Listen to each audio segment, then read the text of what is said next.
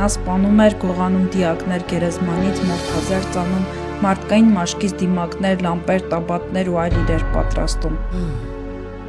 Էդ Գեյն։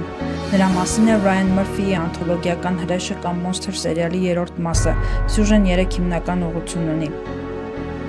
Էդին մարդկանցից մեկուսացած ապրում է մոր հետ, ով ունի թունավոր ազդեցություն նրա վրա, արգելում է շփվել կանանց հետ, ծաղրում է նրա սեռականությունը, անդադար կրկնում, որ միայն մայրը կսիրեր իրեն։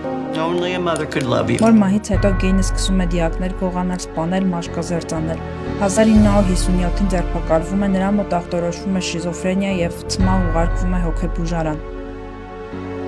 Ներկայացվում է, թե ինչպես է Գեյնի կերպարը ազդել կինոարտադրության վրա և ինչպես են նրա հանցագործություններից ոգեշնչված ստեղծվել ժամանակի ամենացնցող ֆիլմերը, օրինակ Հիչքոքի «Սայքոն» կամ «Հոգեխանգարվածը»։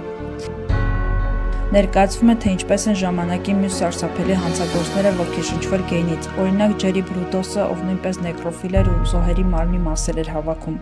Գիտեմ, որ շատերը այս ֆիլմը համեմատում են նախորդ մասերի, Դամերի ու Մենենդես եղբայրների պատմության հետ ու այդքան էլ չեն հավանում, իսկապես անհամեմատելի են, սա ուրիշ է ու էլի շատ լավ է, որովհետև մարդն էլ պատմությունն էլ շատ ուրիշ է։ Ինձ համար խնդրահարույցեր են, որ գեղարվեստականությունը Գեյնի հանդեպ էմպաթիա է արթնացնում, խղճում ես նրան ու նաև անտեղի մեծարան կա հանցագործի հանդեպ։ Կան քննադատություններ նաև այն մասին, որ իրական պատմությունից շեղումները շատ են, թեև դա ինձ չի խանգարել նայել ու վայելել ֆիլմը։ Եթե կուզեք, ասեք, կպատմեմ նաև, թե որ դրվագներն են իրական, որոնք են հորինված։ Ու վերջում ասեմ նաև, որ ֆանտաստիկ սիրուն է խաղում Գեյնի դերը Չարլի Հանեմը։ Մենակ խաղի համար հաստատ արժի նայել, բարի դիտում։